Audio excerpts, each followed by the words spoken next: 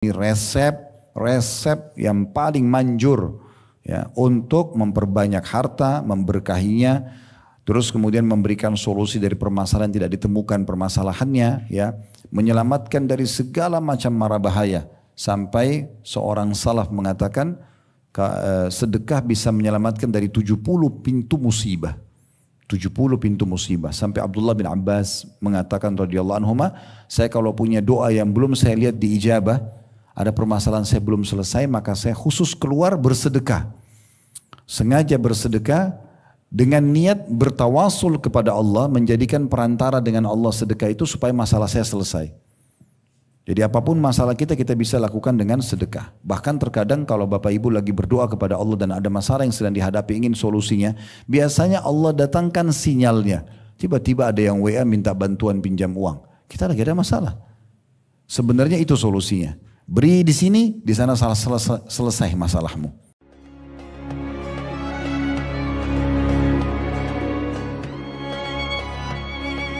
Assalamualaikum warahmatullahi wabarakatuh.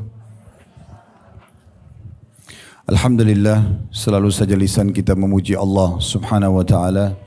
Sebagai seorang muslim kita sangat yakin kalimat Alhamdulillah adalah kalimat penghubung antara kita dengan Sang Pencipta Allah, yang dengannya segala kebutuhan kita untuk roda kehidupan di muka bumi ini akan kita dapatkan dan selalu bisa bertahan karena Allah menjadikannya sebagai kalimat syukur atau berterima kasih, dan puncaknya kita akan dapat nanti balasan yang sempurna di akhirat sana dengan surga yang abadi.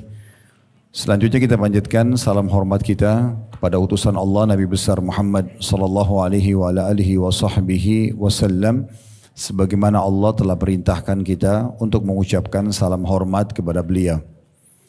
Seperti biasa di Kamis siang hari kurang lebih pukul 13.00 waktu Indonesia Barat, kita akan melanjutkan bedah buku kita yaitu 35 amal pelebur dosa yang ditulis oleh Fatin binti Abdul Aziz hafidhahullah, dan kita pada siang ini akan masuk ke amal ke-26, sedekah, amar ma'ruf dan nahi mungkar. Bisa tenang dulu ya, supaya nggak bentrok suaranya ya.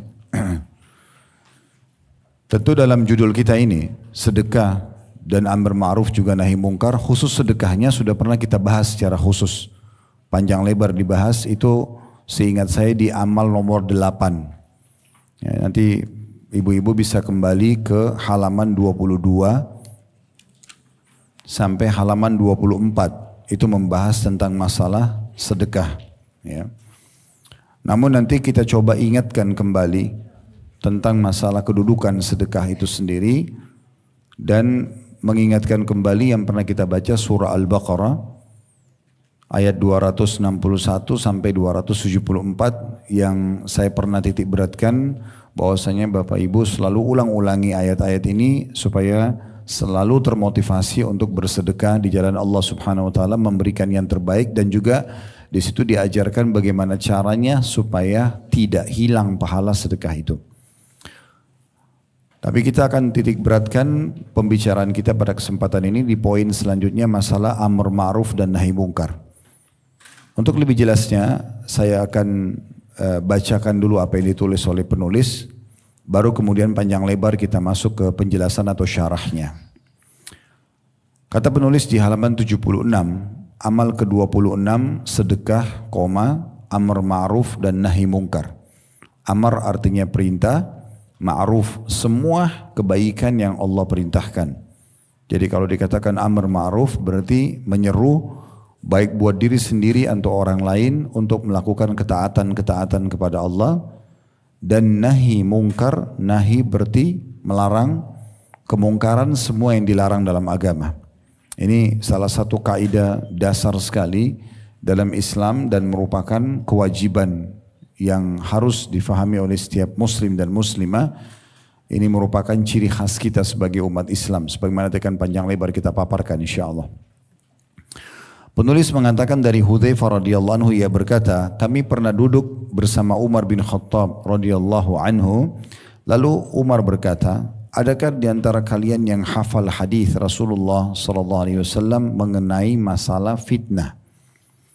Makna fitnah di sini adalah sesuatu yang akan terjadi nanti di tengah-tengah umat sepeninggal Nabi Muhammad SAW, yang umat ini butuh panduan yang benar sesuai dengan wahyu supaya tidak menyimpang di saat fitnah itu terjadi.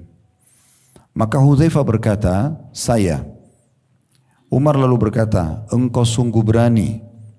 Maka saya berkata, kata Hudzaifah radhiyallahu anhu, fitnahnya seseorang dalam keluarga, anak dan tetangganya. Namun itu bisa dihapus dengan sholat, puasa, sedekah, amar ma'ruf dan nahi mungkar. Umar berkata, bukan itu yang kumaksud, tapi fitnah yang bergejolak sebagaimana gejolaknya ombak di lautan. Hudzaifah berkata, wahai Amir Mu'minin, engkau tidak akan tertimpa fitnah itu, karena antara engkau dengannya terdapat pintu tertutup.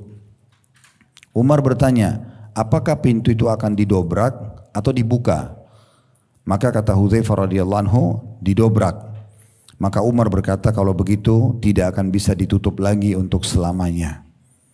Kami para tabi'in yang meriwayatkan hadis ini berkata atau bertanya, apakah Umar mengetahui pintu itu?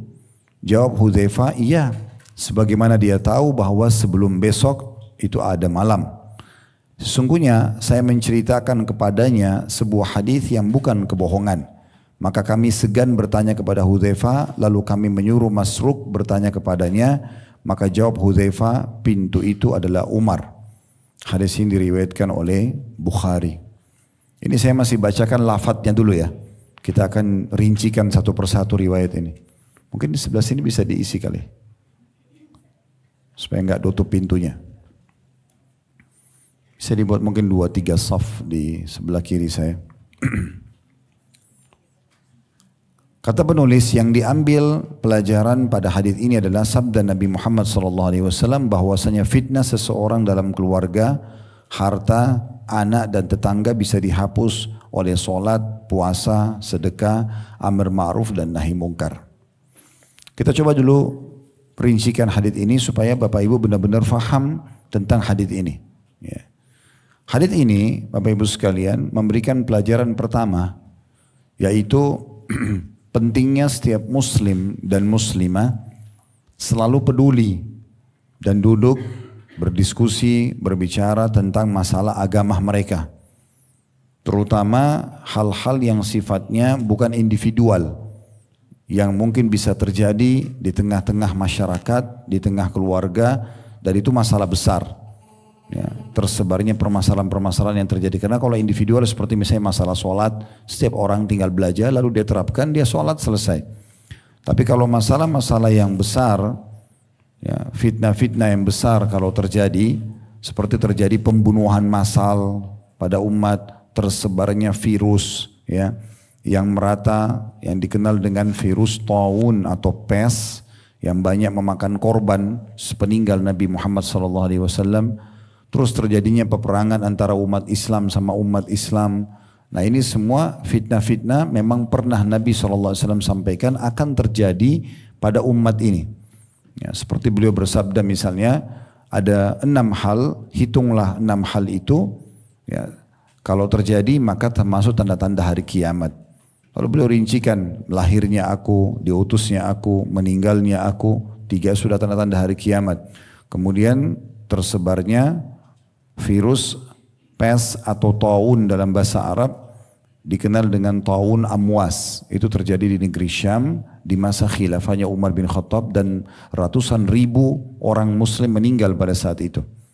Itu terjadi sepeninggal Nabi Muhammad SAW. Di masa hidup beliau tidak terjadi. Kemudian pembebasan Baitul Maqdis, ya, Masjid Aqsa jadi hak kaum muslimin, itu juga terjadi di masa Umar bin Khattab. Maka ini sesuatu yang terjadi yang besar yang mungkin melibatkan banyak di antara kaum muslimin. Nah ini yang dimaksudkan adalah poin penting untuk didiskusikan. Walaupun secara individu bisa saja Bapak Ibu misalnya berbicara sama teman-teman, kalau masih belum paham tentang hukum sholat duha, apa yang membatalkan sholat, tata cara wudhu yang benar, itu boleh-boleh saja. Tapi itu sifatnya individual, itu nggak dibahasakan dengan istilah fitnah. Kalau fitnah itu sesuatu yang besar, yang banyak sekali orang bisa terkena permasalahan dari situ. Ya. Ya, ini kalau misalnya ada satu permasalahan di tengah umat yang kira-kira kalau kita terlibat kita bisa saja salah, bisa saja benar.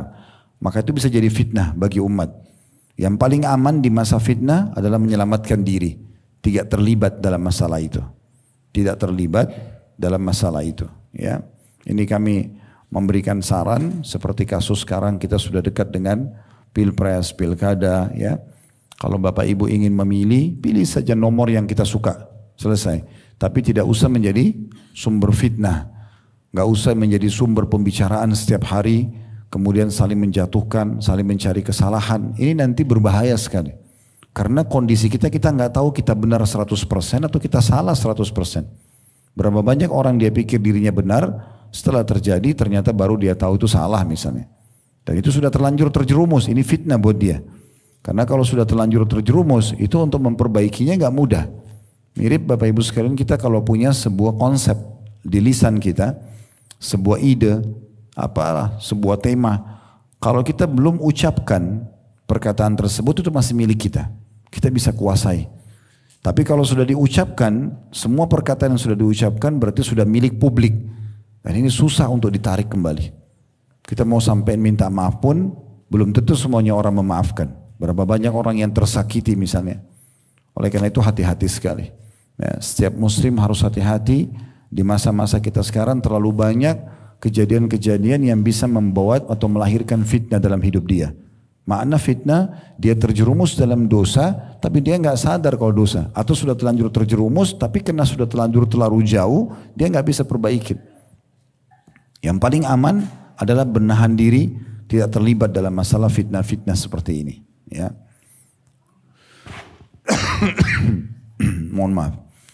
Jadi kalau saran saya sekali lagi, nanti kalau kita mau pilpres silahkan. Anda datang TPS atau yang apa yang ditunjuk oleh pemerintah atau dinamakan, kemudian pilih, habis itu selesai. Itu hanya sebatas memilih ini pilihan saya, Anda jeblos selesai. Tidak usah menjadi sumber pembicaraan yang setiap hari, ya, apalagi ibu-ibu yang lagi goreng tempe nanti tempenya hangus, ya. Jadi nggak usah masuk ke alam politik yang bukan alam kita sama sekali. Laki-laki saja nggak perlu. Karena sekarang di masa seperti ini hampir semuanya orang tiba-tiba berubah menjadi ahli politik, ya. Di warung kopi, di restoran, di jalan-jalan, semuanya bicara seakan-akan mereka pakar. Padahal sebenarnya sama sekali tidak paham, gitu ya. Jadi kita ini seperti penonton bola. Ya. Kalau orang lagi main bola, sebenarnya pemain-pemain bola itu dari kecil sudah latihan tendang penalti, sudah latihan dari kecil. Ya. Sekolah bola bahkan ada dari kayak kita SD. Begitu mereka jadi pemain terkenal, namanya orang bermain, bisa saja tendangan penaltinya meleset. Tapi subhanallah kita selalu temukan penonton jauh lebih hebat daripada pemainnya. Begitu meleset tendangan sedikit, bodoh, ganti, dan segala macam. Padahal belum tentu kalau dia masuk dia bisa tendang bola itu. Ya. Dan yang jadi masalah, cacian-cacian yang keluar dari lisan mereka, para penonton ini susah untuk diperbaikin. Gimana caranya bertemu sama pemain bola itu untuk minta maaf setelah dia caci maki orang dengan bodoh, goblok dan segala macam. Ya, karena harus hati-hati sekali. Jadi nggak usah libatkan diri terlalu jauh dengan hal-hal yang tidak diperlukan. Dalam Islam kita dianjurkan Bapak Ibu sekalian, makin kita tidak banyak tahu tentang masalah orang lain makin bagus, makin bagus. Jadi nggak usah. Ini sering saya beri saran. Kalau lagi waktu lowong, ya, lagi memang tidak ada aktivitas, badannya sehat, rumahnya nyaman, makanan semua ada, alhamdulillah. Tidak usah di saat itu cari kontak di handphonenya, lalu cari siapa temannya yang sedang punya masalah, ya. Kemudian WA ke dia, kamu ada masalah apa? Curhat aja sama saya.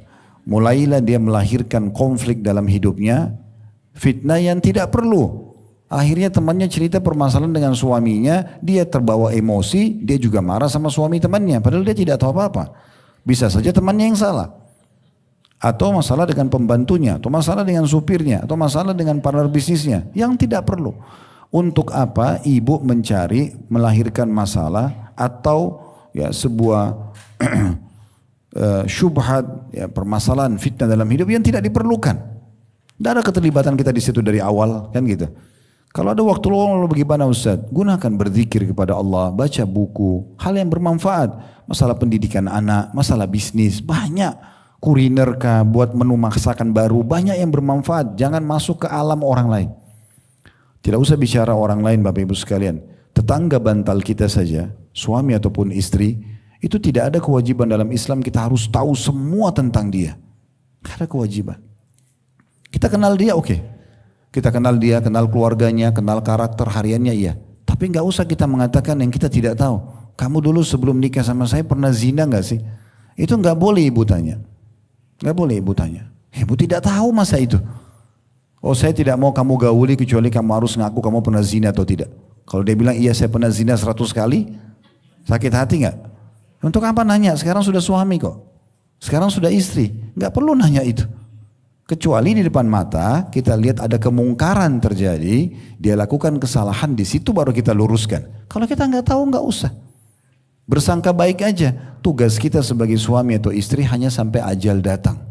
Jangan suka lahirkan konflik dalam hidup kita yang tidak diperlukan. Ini resep awet muda. Insya Allah dijamin. Tidak terlalu banyak kerutan, tidak banyak uban. Karena begitu. Orang banyak uban sama kerutan ini karena semua mau dicampurin. Semua mau ditahu. Ya. Bahkan yang bukan urusannya pun dicari tahu. Bangun tidur buka WA, pertanyaan pertama sudah tahu belum? Sudah tahu apa? Tentang orang lain. Ini luar biasa. Melahirkan fitnah dalam hidupnya yang tidak diperlukan. Jelas ya?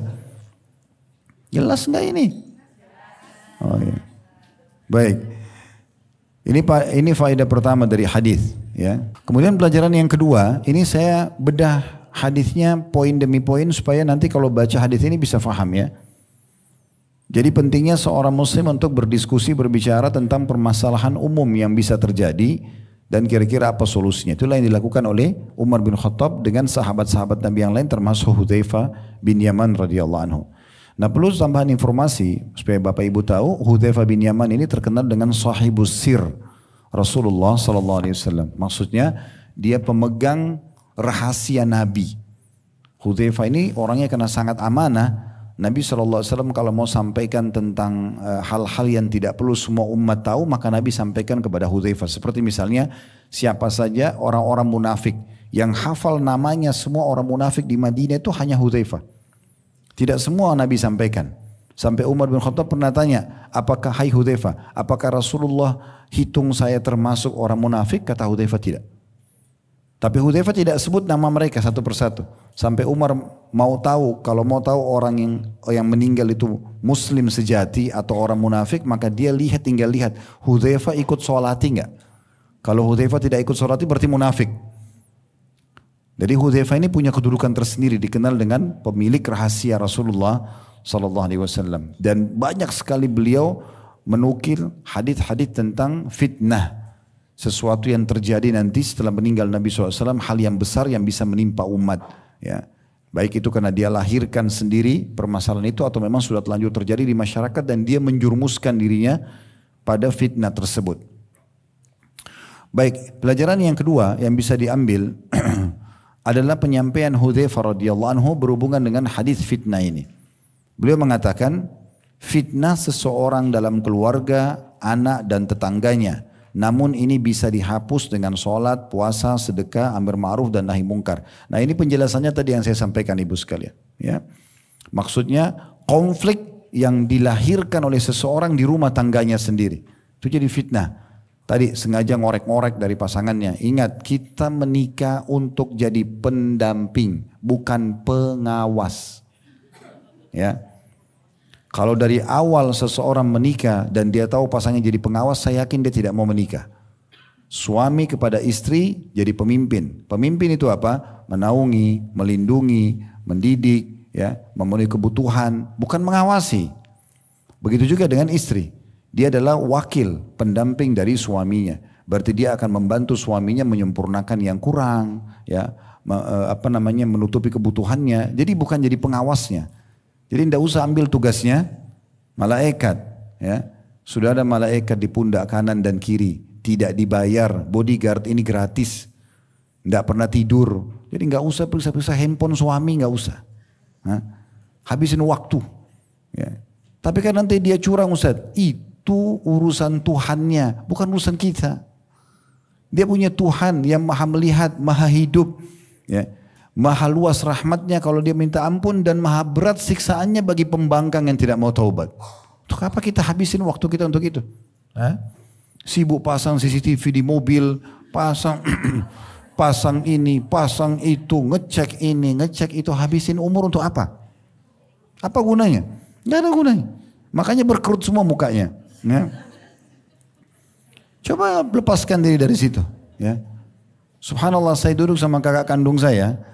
Kakak kandung saya berumah tangga mungkin sudah 40, 30, hampir 40 tahun mungkin. Tidak pernah punya masalah sama suaminya. Saya pernah duduk, tidak pernah ribut satu kali pun. Di keluarga dikenal gitu. Saya lalu duduk sama dia. Apa rahasianya, saya bilang. Dia bilang, saya tidak pernah periksa HP suami saya. Bahasa pertama kakak saya itu. Saya tidak pernah periksa HP dia. Udah saya sangka baik. Dia bertugas keluar. Kebetulan suaminya kena dokter. Lagi keluar. Saya bersangka baik dia sedang cari nafkah. Dia pulang, saya layani sebagai suami, sebagai istri. Selesai. Yang dia cerita saya dengarkan. Yang dia tidak cerita saya tidak campuri. Puluhan tahun rumah tangganya gak pernah ada masalah. Yang jadi masalah kenapa? Karena kita lahirkan masalah itu. Jangan pakai sistem manajemen konflik. Ya. Saya pernah waktu S2 di Makassar, kebetulan saya masuk manajemen pendidikan, ada satu makalah. Kebetulan saya yang kena lagi giliran untuk tulis itu. Judulnya manajemen konflik. Saya bingung awalnya, ini apa nih manajemen konflik? Setelah saya baca literatur, saya susun makalah, ternyata itu satu sistem dikembangin di Amerika oleh beberapa orang ekonom di sana, pakar ekonom, untuk melahirkan satu sistem baru. Jadi bagi mereka di perusahaan itu kalau tidak ada konflik berarti nggak sehat, gitu ya. Maka pemilik perusahaan dalam sistem manajemen konflik ini sengaja taruh dompet sembarangan, ya, sengaja buat pegawai ini memata-matai pegawai yang itu supaya ada konflik. Dengan adanya konflik berarti sehat perusahaan itu. Ternyata ini Bapak Ibu sekalian, sistem ini dibantah oleh pakar-pakar ekonomi di Amerika sendiri. Mereka bantah itu, mereka nggak suka dengan sistem itu, tapi ada yang kembangin. Sayangnya umat Islam tanpa penelitian langsung terapin, terutama ibu-ibu ini. Di rumahnya manajemen konflik, yang ada semua kecurigaan, semua prasangka buruk. Lalu dia mau bahagia di mana ini? Kan gitu. Serahkan kepada Tuhannya Allah Subhanahu wa taala. Yakin Bapak Ibu sekalian, ini kaidah sederhana. Kalau mau semua lingkungan kita baik, mulai dari kita dulu. Kalau kita sudah baik, kita jujur, sekitar kita akan datang orang jujur. Kalau kita dermawan, akan datang sekitar orang juga yang berbagi. Begitu, hari ini kita jenguk orang sakit, besok kita kalau sakit dijenguk. Hari ini kita bantu orang, besok kita akan dibantu. Sama, unsur timbal balik sama. Hari ini kita gosipin orang, besok kita digosipin orang. Jangan heran. Hari ini kita ambil barang orang, kita manipulasi, besok juga kita akan seperti itu. Sederhana kok, mulai dari diri kita sendiri. Maka semuanya akan aman berjalan. Ya. Ajal akan datang dan itu waktunya sedikit. Maka jangan buang hal-hal yang tidak ada manfaatnya. Nah sama juga dengan di sini dikatakan, ya itu terjadi, fitnah terjadi seseorang dalam keluarganya, ini antara suami istri, kemudian anak, terjadi juga pada anak-anak. Saya sudah pernah berbagi, metode terbaik dalam mendidik anak tidak memberikan mereka pilihan. Metode terbaik mendidik anak tidak memberikan mereka pilihan. Ibu yang pilihkan dia dari kecil. Makannya, minumnya, pakaiannya, mainannya, temannya, sekolahnya. Yang pilih siapa? Kita. Karena kita lebih tahu. Saya sering kasih contoh di pengajian. Ada suami umur 35 tahun, ada istri umur 30 tahun. Anaknya anggaplah sudah 7 tahun mau masuk SD. Suami istri pergi ke sekolah, dua sekolah, sekolah A sama sekolah B. Mereka tanya kurikulumnya, tanya biayanya, ya lihat lingkungan sekolahnya. Udah cocok nih sebenarnya. Sekolah A dindingnya warna biru, sekolah B dindingnya warna hijau. Kemudian setelah mereka sepakat suami istri, kayaknya dari dua sekolah ini sekolah A yang lebih cocok nih. Karena biayanya, karena jaraknya, mereka lebih paham. Sebenarnya dewasa, 35 tahun dan 30 tahun. Uniknya setelah itu tanya anaknya yang 7 tahun, nak kau mau sekolah di mana? Anaknya karena suka warna hijau, ini aja ayah. Ini aja ibu. Dan bodohnya mereka ikutin si anak. Karena ini, dan anak ini tidak tahu jarak, tidak tahu biaya, tidak tahu kurikulum. Kenapa bisa anak kecil yang ngatur orang dewasa ini? Itu banyak terjadi. Itu banyak terjadi, unik sekali. Mereka nggak paham. Kita yang harus tentukan. Biasakan dari kecil, ini nak ya, ibu buatkin masakan, baca bismillah, tangan kanan, syukuri nikmat ini. Biasakan dari kecil. Jangan tanya nak pengen makan apa, walaupun ibu sayang. Nggak perlu, karena kalau dia bilang ibu saya mau ayam goreng, ibu nggak bisa masak ayam goreng, kan jadi masalah. Bisa saja dia mengatakan ibu ini masa itu aja nggak bisa atau gimana, kan jadi durhaka sama ibu. Ngapain buka pintu ini buat anak-anak? Anak-anak yang tidak dibiasakan punya pilihan dari masa kecil, itu pastikan setelah dewasa pun akan selalu bakti sama orang tuanya. Selalu tanya saran, ibu pendapatnya bagaimana, ayah pendapatnya bagaimana. Kalau bapak ibu lihat sampai sekarang, ada orang yang sudah 50 tahun tetap hormati orang tuanya karena dari kecil begitu polanya. Tapi kalau orang sudah biasa kasih, mau pilih anak, mau pilih ini, mau apa saja. Bahkan anaknya yang mengatur. Kadang-kadang suami istri mau keluar nih, rekreasi keluarga Sabtu atau Ahad. Yang ditanya anaknya kecil, nggak ngerti apa-apa anak-anak itu. Bawa aja, bawa ke tempat, di hotel ini, di tempat ini, udah ini nak ya, di sini tempat kita. Syukuri main, silakan. Nah begitu. Jadi baik gitu ya. Apakah memang anak-anak sama sekali tidak dikasih pilihan Ustaz? Itu berbeda jawabannya. Kalau dia sudah dewasa, di atas 14 tahun, 16 tahun, sudah boleh diajak diskusi. Tapi kecil nggak boleh diajak dewasa, berdiskusi. Ini banyak sekali terjadi fitnah ya. Sampai ada orang subhanallah demi untuk mengikuti keinginan anaknya sampai melakukan hal-hal yang haram. Mencuri, manipulasi data hanya karena permintaan anaknya. Ini nggak boleh, jadi fitnah. Itu yang dimaksud di sini. Kemudian juga tetangganya. Jadi kita dianjurkan untuk mencari lingkungan yang sehat supaya selamat dari fitnah. Jangan sengaja masuk ke lingkungan orang-orang yang memang justru mengganggu kondisi kita. Ya. Jadi tetangga itu penting sekali. Makanya kata Nabi SAW, 4 hal termasuk dari kebahagiaan. 4 hal termasuk dalam kebahagiaan. Disebut yang pertama istri yang soleha atau pasangan yang baik ya. Kemudian yang kedua rumah yang luas. Yang ketiga kendaraan atau tunggangan yang nyaman. Dan yang keempat tetangga yang baik. Ini orang kalau sudah bisa menggabungkan 4 ini, pasangannya orang baik, orang soleh dan soleha. Kemudian rumahnya luas, cukup untuk dia sekeluarga nyaman. Ya, kemudian tunggangannya juga nyaman, tidak mubazir, pakai yang kendaraan yang baik boleh selama memang kita punya kemampuan, tidak mubazir sekali lagi, tidak berlebihan, dan lingkungan tetangganya baik maka dia akan bahagia. Sebaliknya kata Nabi SAW, 4 hal termasuk kesengsaraan. Sebaliknya, istri yang durhaka atau pasangan yang buruk ini. Kemudian rumah yang sempit, tunggangan yang tidak nyaman, dan tetangga yang jahat. Jadi kita termasuk bisa selamat dari fitnah adalah selamat dari lingkungan yang buruk ini. Jadi sangat wajar orang kalau sengaja cari komplek perumahan yang nyaman, itu biasa dalam Islam dibolehkan. Ya, selama dia mampu gitu ya. Sehingga bertetangga itu dengan orang-orang yang baik juga. Jauh dari lingkungan orang-orang yang justru suka melahirkan fitnah. Ya, suka buat masalah. Termasuk berpengaruh sekali orang yang punya jenjang pendidikan dengan tidak punya jenjang pendidikan. Bermuamalah dengan orang yang berpendidikan itu akan beda sekali. Ya, mereka lebih luas cakrawalanya, ya, lebih luas pengetahuannya, pengalaman hidupnya itu bagus sekali untuk berteman dengan orang-orang yang memang faham tentang masalah bagaimana bermuamalah dengan manusia. Nah, ini yang dimaksudkan. Kemudian kata Hudzaifah, namun semua itu bisa dihapus dengan sholat.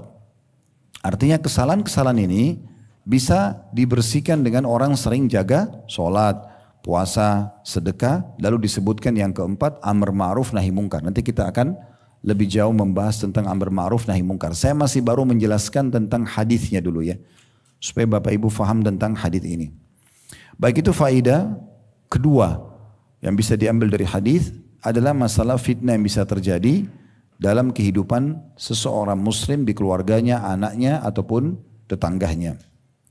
Dan semua itu bisa dibersihkan dengan sholat, dengan puasa, sedekah, amar ma'ruf dan nahi mungkar.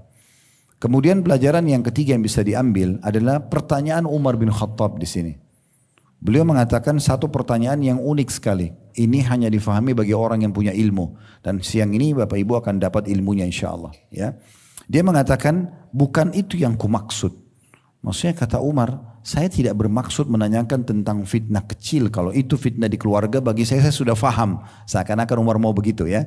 Tapi yang saya ingin tanya adalah fitnah yang bergejolak sebagaimana bergejolaknya ombak di lautan. Maksudnya ada fitnah-fitnah besar yang Nabi Muhammad SAW pernah sampaikan kalau beliau sudah meninggal maka akan terjadi pada umat ini. Merata banyak orang yang kena fitnah itu. Seperti gejolaknya ombak. Jadi ada orang subhanallah kayak tidak sadar dia terjerumus dengan fitnah itu. Nah tadi saya bilang bisa saja kasus misalnya pilpres nanti ini menjadi hal yang positif buat kita karena kita cuma datang jeblos yang kita suka selesai. Tapi bisa menjadi fitnah kalau kita terlibat terlalu jauh berlebihan sampai akhirnya kita menjatuh-jatuhkan calon-calon yang lain yang kita tidak pilih. Bahkan sering terjadi suami istri ribut gara-gara beda pilihan. Anak sama orang tua beda pilihan. Ini kan fitnah terjadi. Maka dia mengatakan, saya ingin fitnah yang lebih besar daripada itu. Yaitu terjadinya pembunuhan pemimpin umat Islam, peperangan yang terjadi di antara umat Islam, ya tersebarnya tadi wabah pes atau taun yang terjadi ya di masa kehidupannya Umar bin Khattab. Jadi dia ingin tahu ada nggak yang punya informasi dari Nabi tentang fitnah-fitnah itu tuh.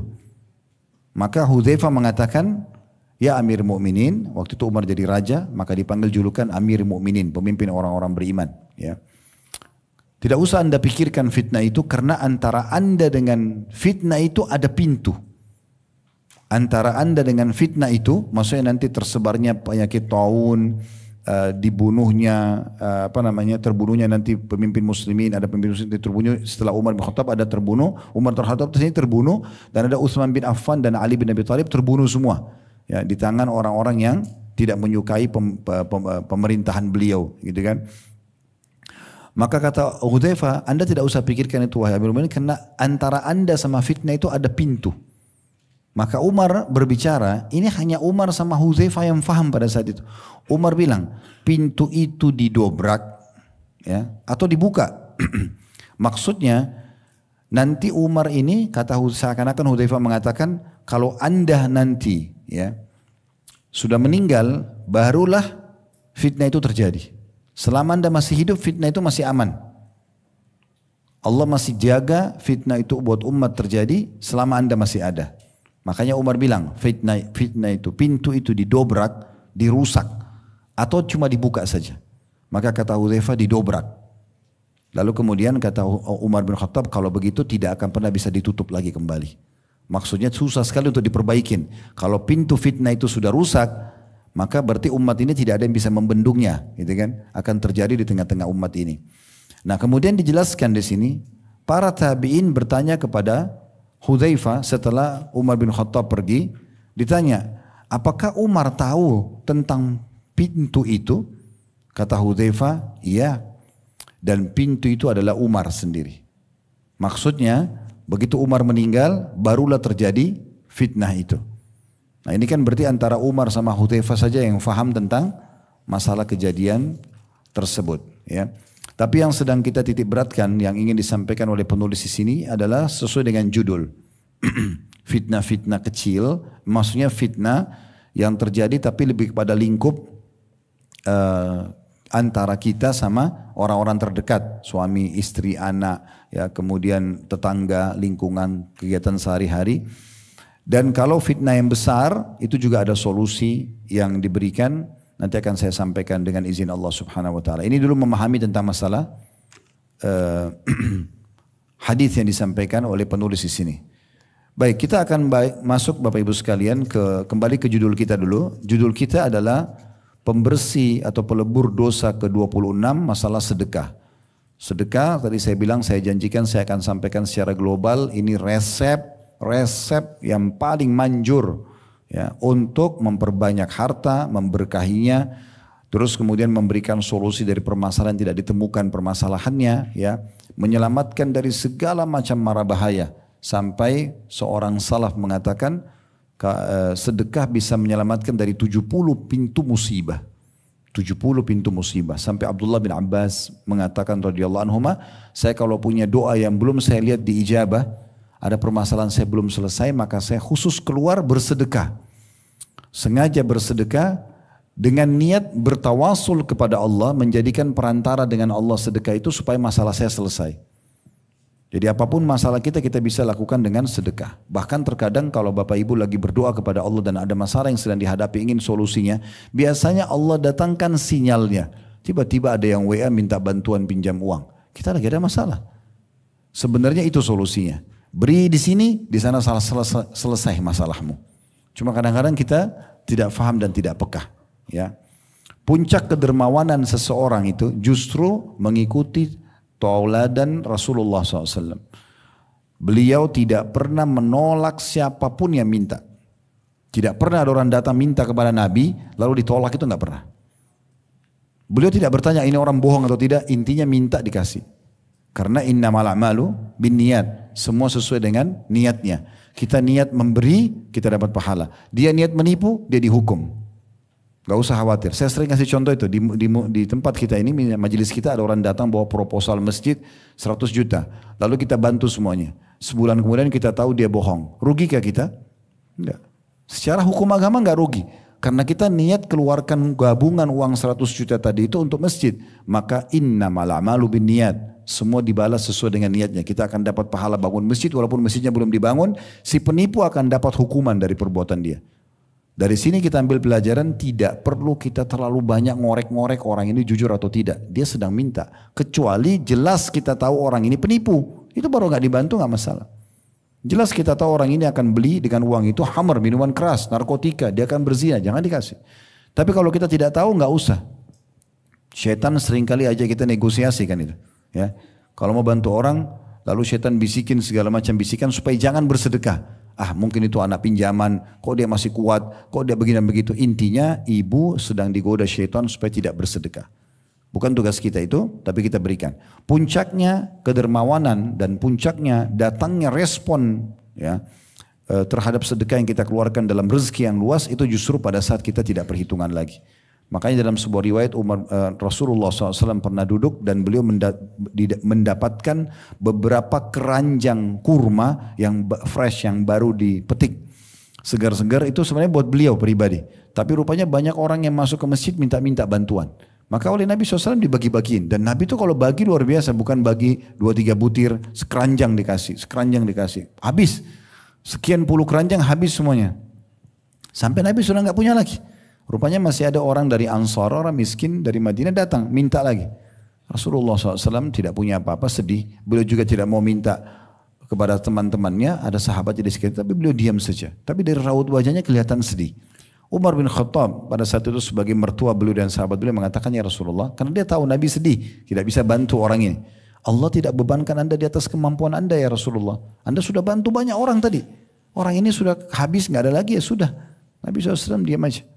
Lalu Ali bin Abi Thalib yang merupakan juga sahabat Nabi dan anak mantu beliau, yang sekaligus di akhir hidupnya Umar menjadi anak mantunya Ali, karena menikah dengan anaknya Ali, Ummu Kalsum radhiyallahu anha ajma'in. Yang jelas pada saat itu Ali mengorek kantongnya dan menemukan ada 3 dirham uang. Dia mengatakan, ya Rasulullah ini masih ada 3 dirham, silakan anda sedekahkan di tempat yang anda inginkan. Maka Nabi SAW senyum dan mengatakan, bihadza umirtu, beginilah aku diperintahkan. Beginilah aku diperintahkan. Jadi Nabi SAW sedih justru kalau ada orang yang tidak bisa dikasih. Bagaimana Ustaz kalau ada orang kerabat kita selalu dia aja terus rongrong kita minta. Kasih aja. Bedanya apa? Kasih dia dengan kasih orang lain. Coba pikir secara akal sehat. Sekarang ada sepupu kita bernama A.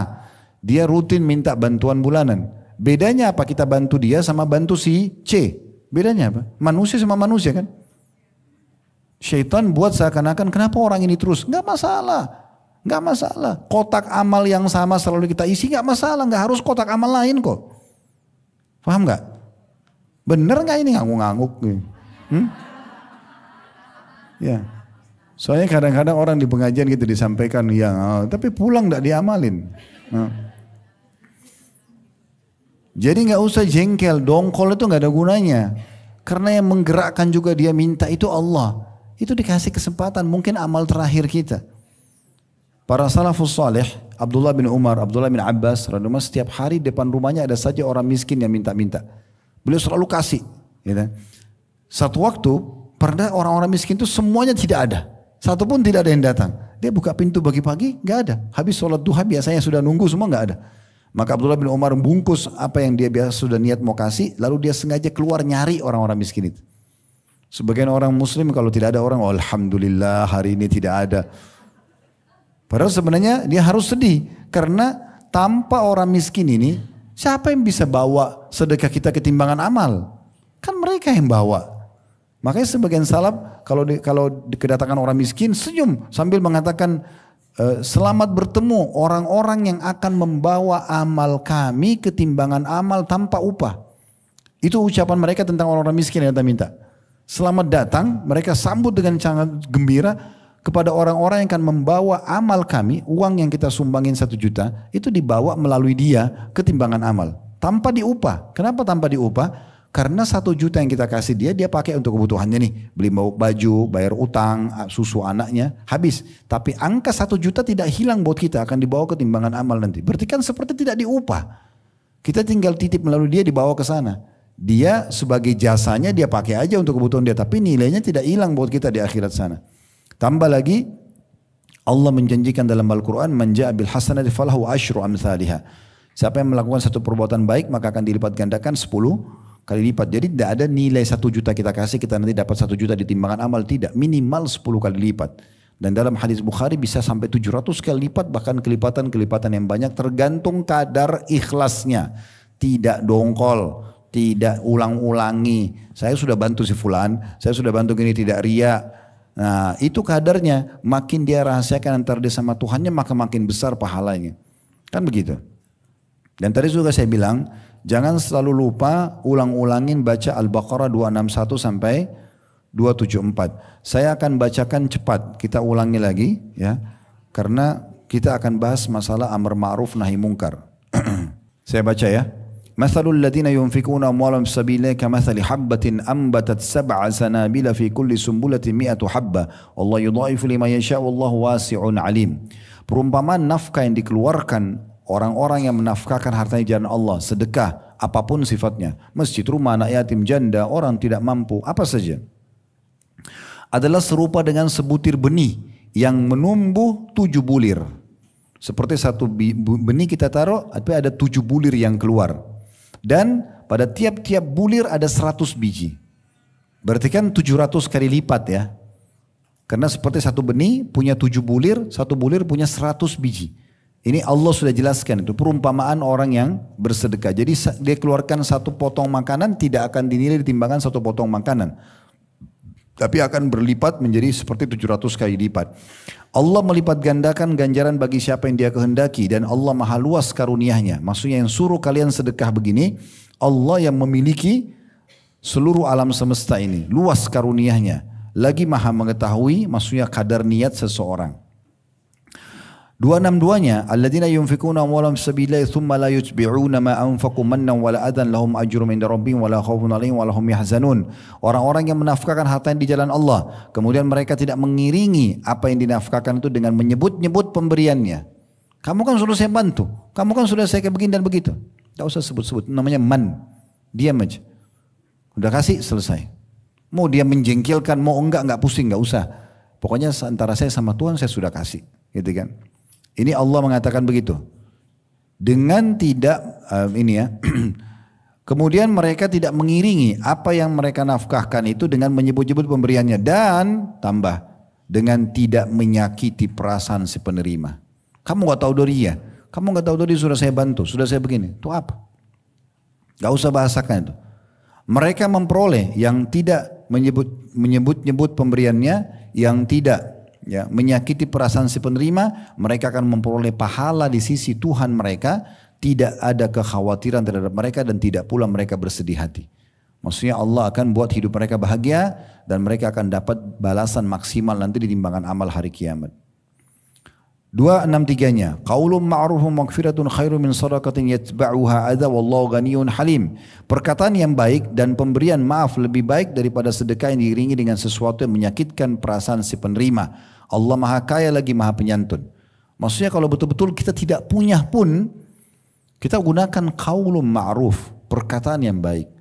Maaf ya, benar-benar saya nggak punya. Tapi jujur ya, bukan kulkasnya penuh makanan tapi saya tidak punya makanan, bohong. Saya tidak punya uang tapi rekeningnya penuh. Itu antara dia sama Tuhannya itu bahaya sekali, berbohong dengan Allah ya. Tapi di sini dia betul-betul kalau tidak punya maka tetap ada menggunakan qaulun ma'ruf, perkataan yang baik. Itu lebih baik daripada sedekah yang dikeluarkan dengan menyakiti hati perasaan si penerima. Baik, selanjutnya 264-nya, ya ayyuhalladzina amanu la tubtilu shadaqatikum bil manni wal adza kalladzi yunfiqu ma'ahu ria'an nasi wa la yu'minu billahi wal yawmil akhir famathalu kamathali safwanin 'alayhi turabun fa asabahu wabilun fatarakahu salda la yaqdiruna 'ala syai'in mimma kasabu wallahu la yahdil qaumal kafirin. Hai orang-orang beriman, Janganlah kamu menghilangkan pahala sedekahmu dengan menyebut-nyebutnya. Diulangi lagi nih. Gak boleh sebut-sebut. Saya sudah bantu kamu, saya sudah kasih kamu, saya sudah masjid sana saya yang berikan dan seterusnya. Dan jangan juga menyakiti perasaan penerima. Diulangi lagi nih. Kayak sudah 3 kali Allah ulangin dari tadi. Ya. Seperti orang yang menafkahkan hartanya karena riya kepada manusia. Dan tidak beriman kepada Allah dan hari kemudian. Bukan karena ingin mengharap pahala sisi Allah, bukan karena ingin masuk ke dalam surga. Maka perumpamaan orang itu seperti batu yang licin. Ya, di atasnya ada tanah. Kita bayangkan sebuah batu yang licin, ditaburi pasir di atasnya atau tanah. Kemudian batu itu ditimpa dengan hujan yang lebat. Ya. Maka menjadi bersihlah dia dari tanah tadi. Maksudnya, orang yang menginfakkan karena riya, suka menyakiti perasaan si penerima atau menyebut-nyebutnya, seperti dia pasir tadi itu. Sedekahnya seperti pasir berada di atas batu licin. Karena riya itu seperti hujan yang besar menimpa sehingga batu itu jadi bersih. Artinya tidak ada pahala yang dia terima sama sekali. Mereka tidak menguasai sesuatu pun dari apa yang mereka usahakan dan Allah tidak memberi petunjuk kepada orang-orang kafir. 265-nya, tentu ini butuh rincian ayat demi ayat, tapi saya percepat karena sudah pernah kita bahas tadi saya bilang ya, di pelebur dosa ke-8. Wa mathalul ladzina yunfikuna amwalahum ibtigha'a mardatillahi wa tathbitan min anfusihim kamathali jannatin birabbatin asaba wabilun fa'atat ukulaha dhi'faini fa in lam yusibha wabilun fatal wallahu bima ta'maluna basir. Dan perumpamaan orang-orang yang membelanjakan hartanya karena mencari keridhaan Allah. Betul-betul karena ini perintah Allah, dia berharap pahala hanya dari Allah saja. Dan untuk keteguhan jiwa mereka. Maksudnya supaya mereka bisa menjadi orang yang dermawan. Seperti sebuah kebun yang terletak di daratan tinggi yang disiram oleh hujan lebat. Maka kebun itu akan menghasilkan buahnya 2 kali lipat. Jika hujan lebat tidak menyiraminya maka hujan gerimis pun memadai. Dan Allah maha melihat apa yang kamu perbuat. Jadi Allah SWT berikan gambaran tentang orang yang ikhlas karena Allah ini seperti kebun yang ada di atas gunung. Kalau turun hujan lebat itu hasilnya bisa 2 kali panen. Bisa 2 kali lipat hasilnya. Karena memang subur gitu kan. Kalaupun tidak hujan lebat, gerimis pun sudah cukup untuk membuat bisa panen. Nah perumpamaan orang yang bersedekah di jalan Allah, ikhlas karena Allah karena itu. Atau seperti itu. 266-nya, ayawaddu ahadukum an takun lahu jannatun min nakhili wa 'anabin wa tajri min tahtiha al-anharu lahu fiha min kulli thamarati wa asabahu al-kibru wa lahu dhurriyyatun du'afa'u fa asaba yasarun fi narun fahtaraqat kadzalika yubayyinullahu lakumul ayati la'allakum tatafakkarun. Apakah ada salah seorang di antaramu yang ingin mempunyai kebun kurma dan anggur yang mengalir di bawahnya sungai-sungai? Dia mempunyai dalam kebun itu segala macam buah-buahan. Kemudian datanglah masa tua pada orang itu sedang dia mempunyai keturunan yang masih kecil-kecil. Maka kebun itu ditiup angin keras yang mengandung api lalu terbakarlah. Demikianlah Allah menerangkan ayat-ayatnya kepada kamu supaya kamu memikirkannya. Maksudnya orang yang riak-riak ini suka nyakitin perasaan penerima, suka sebut-sebut.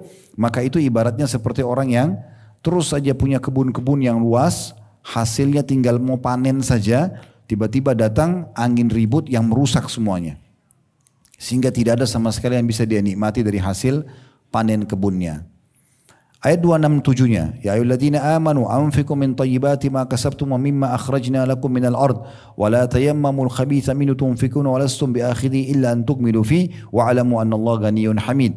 Hai orang beriman, nafkahkanlah di jalan Allah. Perhatikan pesan Allah di sini. Garis bawah baik-baik ya. Hai orang-orang beriman, nafkahkan di jalan Allah sebagian dari hasil usahamu yang baik-baik, yang masih bagus kualitasnya. Kalau perlu baju baru, makanan baru, buah-buahan segar, bukan bekas. Allah suruh infakkan yang baik-baik. Dan sebagian dari yang kami keluarkan dari bumi untuk kamu. Hasil panen kebun, ya, pertanian dan seterusnya. Lalu apa Allah bilang? Ini 1400 tahun lalu turun. Perhatikan seperti Allah bicara sama kita sekarang. Dan janganlah kamu memilih yang buruk-buruk, lalu kamu menafkahkan darinya. Hasil panen duriannya, hasil panen rambutannya yang jelek-jelek itu keluarin aja, kasih aja tetangga, kasih aja orang miskin. Ya, dia sengaja infakkan yang buruk-buruk. Allah bilang jangan kamu memilih yang buruk-buruk, lalu kamu menafkahkan darinya. Padahal kamu sendiri tidak mau mengambilnya. Kalau kau sebagai penerima, kamu sendiri tidak mau mengambilnya, melainkan dengan memincingkan mata terhadapnya. Ya. Dan ketahuilah bahwa Allah maha kaya dan maha terpuji. Yang suruh kalian infakkan yang terbaik, itu Allah. Yang pasti akan balas juga kalian dengan terbaik.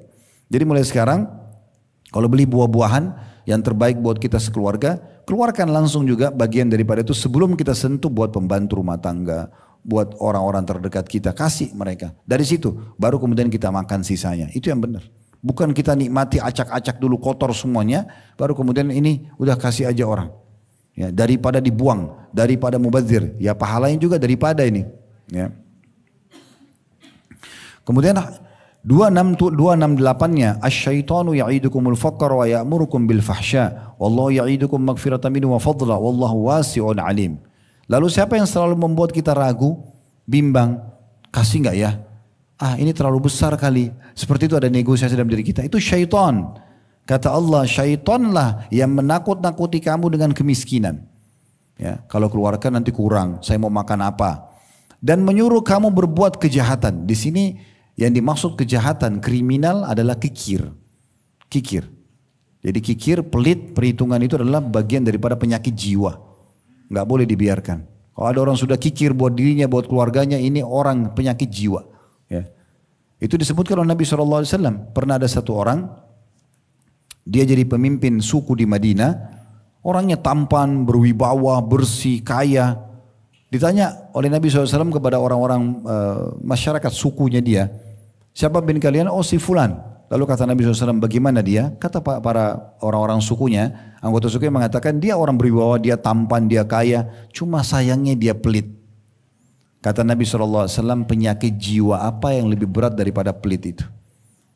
Untuk apa pelit? Gitu kan? Nikmati saja buat diri sendiri. Kasih orang lain untuk dibawa ketimbangan amal hari kiamat. Makin royal, maka juga makin banyak rezeki yang datang. Itu kuncinya. Dan puncak tadi saya bilang kedermawanan justru tidak pernah menolak siapapun yang minta. Berikan semampunya. Selebihnya tawakal kepada Allah SWT. Dan ingat resepnya tadi, jangan sebut-sebut. Jangan sakiti perasaan si penerima. Kita harus tahu diri kita lebih butuh kepada mereka daripada mereka butuh pada kita. Karena dengan mereka lah dibawa sedekah itu di timbangan amal nanti. Lalu Allah mengatakan, sedangkan Allah menjanjikan untukmu dengan sedekah itu ampunan darinya dan karunia, rezeki yang luas. Dan Allah maha luas karunianya lagi maha mengetahui. Ya, saya tahu beberapa jemaah kita Masya Allah yang Allah bukain rezeki udah nggak bisa ada batasnya. Tadinya mereka tuh miskin sekali. Saya tahu kondisi sebelum Allah bukakan itu rezeki. Satu kuncinya, sedekahnya luar biasa. Sampai ada di antara mereka sengaja bawa uang untuk dihabisin sedekah itu. Ada orang yang meeting tahunan, program tahunan perusahaannya adalah nomor satu bukan keuntungan perusahaan. Bagaimana sedekah yang mau dikeluarin tahun ini, berapa jumlahnya. Harus cari yang terbaik, jumlahnya harus lebih besar daripada keuntungan perusahaan. Itu luar biasa. Resepnya sederhana. Sampai ada yang bilang sama saya, Ustaz, saya cuma duduk manis di rumah sekarang, datang sendiri. Miliar-miliaran itu datang dengan sendirinya. Saya cuma kerja biasa saja. Saya sampai akhirnya seperti orang ketagihan dengan sedekah ini. Ternyata dengan kasih ke orang makin datang. Resep sederhana. Karena investasinya kepada Tuhan alam semesta. Kasih orang miskin itu seperti kita sedang investasi sama Allah SWT. Tidak butuh perusahaan besar sebenarnya untuk investasi kalau mau dalam Islam. Justru tangga-tangga yang miskin, kerabat yang susah. Nah itu sumber investasi terbaik. Coba resep ini. 269. Yu'til hikmata man yasha'u ma yu'til hikmata faqad utiya khairan katsira wa ma yadhakkaru illa ulul albab. Allah menganugerahkan al-hikmah atau kefahaman yang dalam tentang Al-Quran dan Sunnah. Maksudnya mau faham dan mau mengamalkan ilmu agama itu kepada siapa yang dikehendakinya. Selalu minta Bapak Ibu sekalian agar kita termasuk orang yang diberikan pemahaman terhadap Al-Quran dan Sunnah yang benar. Kita faham ilmu agama dan kita terapkan dalam kehidupan. Kepada siapa yang dikehendaki oleh Allah. Dan barang siapa yang dianugerahi hikmah, dia faham ini dan dia terapkan dalam kehidupannya, sungguh ia benar-benar dianugerahi karunia yang banyak. Dan hanya orang-orang ya berakallah yang dapat mengambil pelajaran dari firman Allah itu. Yang tadi, yang akalnya sehat, begitu dengar, oh ternyata berinfak itu tidak boleh sebut-sebut, tidak boleh nyakiti perasaan terima, dan berikan yang terbaik, jangan pilih-pilih. Lalu dia amalkan, ini orang yang berakal di mata Allah Subhanahu Wa Taala. Dan ini akan mendapatkan apa yang Allah janjikan. 270-nya. Wa ma anfaqtum min nafaqatin aw nadartum min nadrin fa innallaha ya'lamu ma lidh-dhalimin min ansar. Apa saja yang kamu nafkahkan atau apa saja yang kamu nazarkan, kecil, besar, ya. yang kita keluarkan di jalan Allah, maka sungguhnya Allah mengetahuinya. Orang-orang yang berbuat zalim tidak ada seorang penolong pun baginya. Ya, maksudnya orang zalim ini orang yang sudah faham tapi tidak mau amalkan. 271, in tubdus sadaqati fa ni'immahi wa in tukhfuha wa tu'tuha al-fuqara fa huwa khairun lakum wa yukaffiru 'ankum min sayyi'atikum wallahu bima ta'maluna khabir. Jika kamu menampakkan sedekahmu, misalnya tiba-tiba saja di pengajian begini kayak ada kotak amal, atau kita lagi di masjid ada kotak amal misalnya, kita harus bersedekah di depan orang. Kalau kau tampakkan sedekahmu, maka itu baik saja, kata Allah. Bukan tidak boleh. Karena memang di depan umum kita diminta, ya. Lagi di jalan raya ada tiba-tiba orang miskin minta, lalu kita kasih. Karena diminta di depan umum, ya. Kita bukan sengaja bilang, ini saya mau infak lihat ya, bukan. Itu kan ria. Tapi kita kadang diminta depan orang yang kita kasih depan orang. Itu bagus kata Allah. Dan jika kamu menyembunyikan, kalau seandainya tidak ada yang tahu, kamu sudah transfer, udah kasih orang ke yayasan, ke individu, maka itu dan kamu berikan kepada orang-orang fakir, maka menyembunyikan lebih baik bagimu. Karena lebih aman dari riya. Ya. Kalau tidak ada yang tahu nggak usah cerita.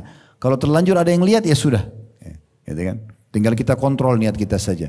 Dan Allah akan menghapus dari kamu dengan sedekah itu kesalahan-kesalahanmu, sebagian kesalahan-kesalahan pembersih dosa, dan Allah mengetahui apa yang kamu kerjakan.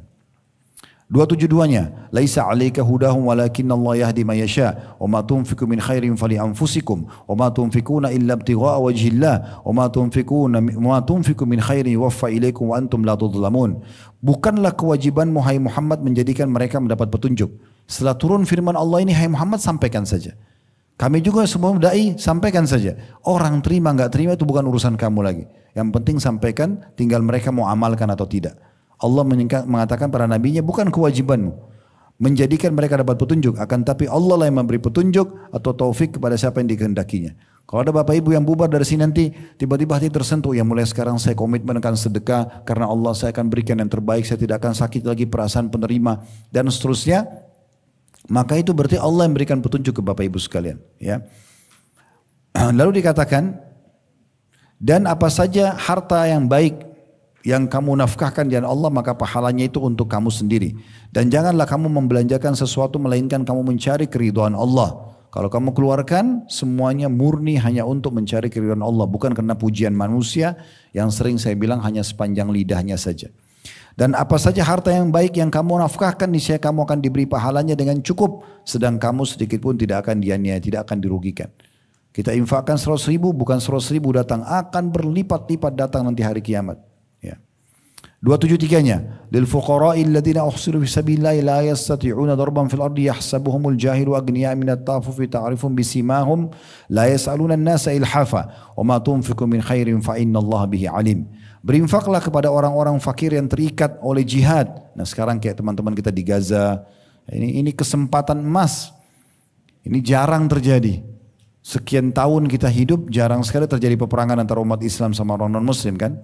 Ya, jadi begitu terjadi ini kesempatan, segera berikan harta terbaik untuk bantu mereka di sana, ya di Gaza itu. Ya, kami pun di yayasan ada penggalangan dana, kalau bapak ibu berminat nanti bisa tanya rekeningnya ke teman-teman atau ke yayasan mana saja yang kira-kira bisa dipercaya untuk memberikan bantuan. Ya, alhamdulillah kemarin sudah masuk bantuan kita itu 90 ton bantuan gandum, udah masuk alhamdulillah di Gaza. Dan juga kami sudah bantu obat-obatan, susu, segala macam selimut kebutuhan mereka musim dingin. Alhamdulillah sudah masuk di Gazanya. Ya. Dan itu satu hal yang sangat baik. Karena Allah menyuruh kita berinfak. Kalau ada orang seperti ini didahulukan. Ya. Berinfaklah kepada orang-orang fakir yang terikat oleh jihad di jalan Allah. Mereka tidak dapat berusaha di muka bumi. Karena orang-orang Gaza sekarang mau kerja apa? Rumahnya hancur, usahanya hancur. Keluarga yang sudah mati, banyak anak-anak jadi yatim, mereka sudah nggak bisa buat apa-apa. Kemudian dikatakan orang yang tidak mengetahui menyangka mereka adalah orang kaya karena memelihara diri dari minta-minta. Kalau kita temukan ada orang, Bapak Ibu sekalian justru tidak pernah minta-minta, tapi kita bisa baca sebenarnya dari penampilan dia, dari rumah dia, dari mungkin keadaan anak-anaknya, kita tahu sebenarnya orang butuh. Tapi mereka tidak minta, justru itu orang yang paling bagus untuk dibantu. Ya. Itu orang yang paling tepat untuk dibantu. Kamu kenal mereka dengan melihat sifat-sifat mereka, ciri-ciri penampilannya. Mereka tidak meminta kepada orang secara mendesak dan apa saja harta yang baik yang kamu nafkahkan di jalan Allah, maka sungguhnya Allah mengetahuinya. Terakhir 274-nya, alladzina yunfikuna amwalahum bil-laili wan-nahari sirran wa alaniyatan falahum ajrun 'inda rabbihim wa la khaufun 'alaihim wa la hum yahzanun.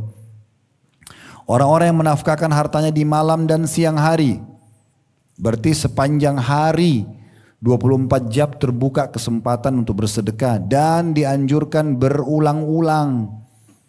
Saya pernah kasih contoh itu. Kalau lewat di masjid dekat rumah, ada kotak amal pinggir jalan. Kita sudah sumbang 10 ribu rupiah, 100 ribu rupiah. Berapalah kita taruh di kotak amal itu cash misalnya. Pergi pagi, pulang sore masih ada kotak amal. Infak lagi. Jangan ikuti syaitan mengatakan tadi pagi kan saya sudah infak. Itu tadi pagi sudah malaikat catat. Sekarang kamu masih hidup punya kesempatan, catat lagi. Kan gitu. Kenapa kalau ada kesempatan? Kenapa kalau investasi dunia kita selalu lihat peluangnya? Ya. Kalau ada perusahaan yang sama, kita tahu menguntungkan, kemudian buka lagi pintu investasi, kita akan kejar selalu. Ya, kita ikutin perkembangan dia, update nih. Apalagi yang bisa diinvestasi ke situ, saya mau ikut lagi. Kalau perlu selama satu hari 3-4 proyek diikutin semuanya. Ini proyek dengan sang pencipta Allah yang akan memberikan kita segala sesuatunya. Ya. Di sini dikatakan begitu. Orang-orang yang menafkahkan orang-orang yang menafkahkan hartanya di malam dan siang hari secara sembunyi dan terang-terangan, maka mereka mendapatkan pahala di sisi Tuhan mereka, tidak ada kekhawatiran terhadap mereka dan tidak pula mereka bersedih hati. Ini belasan ayat bicara tentang masalah sedekah yang harusnya betul-betul kita fahami sama-sama Bapak Ibu sekalian. Ya, baik, kita akan masuk sekarang ke amr ma'ruf dan nahi mungkar. Ini tadi masalah sedekahnya ya. Amr ma'ruf nahi mungkar adalah sebuah kaidah dasar Bapak Ibu sekalian. Jadi sedekah kita cukupkan dengan itu. Adalah kaidah dasar dalam Islam dan ini merupakan ciri khas kita umat Islam.